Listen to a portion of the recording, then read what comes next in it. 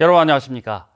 경상북도는 오늘부터 다음 달 7일까지 도내 417만 필지의 토지에 대해 공시지가를 공개하고 의견을 접수한다고 밝혔습니다. 이 기간 중 토지 소유자는 읍면동을 방문하거나 인터넷으로 지가를 열람하고 시, 군과 읍면동에 의견을 제출할 수 있습니다. 경상북도는 주민 의견을 들은 뒤 다음 달 31일 올해 개별 공시지가를 결정해 공시하게 됩니다. 경북 지역의 고용 사정이 개선 흐름을 이어가고 있습니다.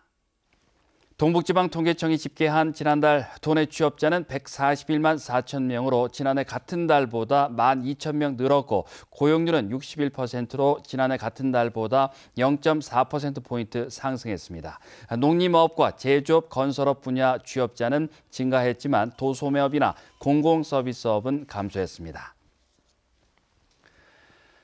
포항 양학 근린공원에 대해 민간 개발이 추진되고 있는 가운데 포스코가 회사가 보유한 땅을 제외해달라고 포항시에 요청했습니다. 포스코는 양학공원 94만 2천여 제곱미터 가운데 39%가 포스코 땅인데 민간 개발이 추진되면 애써 가꾼 녹지가 훼손될 우려가 있다며 민간 개발 대상지에서 빼거나 공원으로 다시 지정해 줄 것을 포항시에 여러 차례 건의했습니다. 이에 대해 포항시는 공원으로 다시 지정하려면 시가 사들여야 하는데 예산이 부족하다며 어려움을 나타내고 있습니다.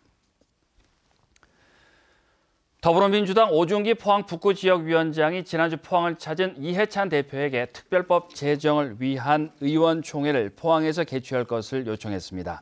오중기 위원장은 자유한국당이 발의한 특별법이 피해 주민들조차 공감하지 못해 보완이 필요하다며 실질적이고 구체적인 시민보상 대책을 논의하기 위한 의원총회를 포항에서 열고 지진 피해 이재민들의 주거안정 대책을 강구해달라고 요청했습니다. 이해찬 대표는 즉답은 하지 않았지만 지진 피해 극복을 위한 다양한 지원책을 약속해 의원총회 포항 개최 가능성이 높다고 오 위원장은 전망했습니다.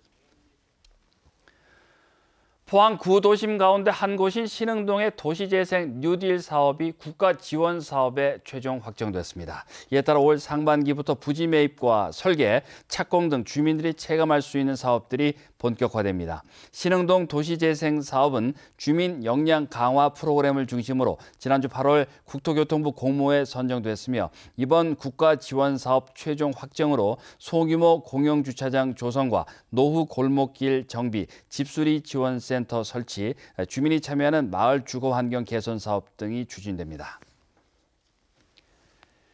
영덕군 보건소가 영덕읍 덕곡리 버스터미널 인근에 새로 지어져 오는 22일부터 진료를 시작합니다. 영덕군 보건소 신축 건물에는 진료실 외에도 정신건강복지센터와 치매안심센터가 함께 들어섰고 유아놀이방과 장난감 도서관, 건강증진실 등 다양한 부대시설도 갖춰졌습니다. 영덕읍 화계리에 있는 기존 보건소 건물은 80년대에 지어져 낡은 데다 시설도 부족해 영덕군이 신축 이전 사업을 추진해왔습니다. 경상북도는 문화체육관광부가 추진하는 관광 공모 사업에 6건이 선정됐다고 밝혔습니다. 상반기에 선정된 공모 사업은 해파랑길 활성화 사업에 1억 원, 전통 한옥 체험 숙박 지원 사업에 3억 원, 그리고 야영장 활성화 프로그램 사업에 4억 원 등 모두 18억 원 규모입니다. 경상북도는 하반기에도 관광지 무료 와이파이 구축 지원 사업 등 4건에 230억 원이 선정될 수 있도록 노력할 계획입니다. 이상으로 MBC 뉴스를 마칩니다. 고맙습니다.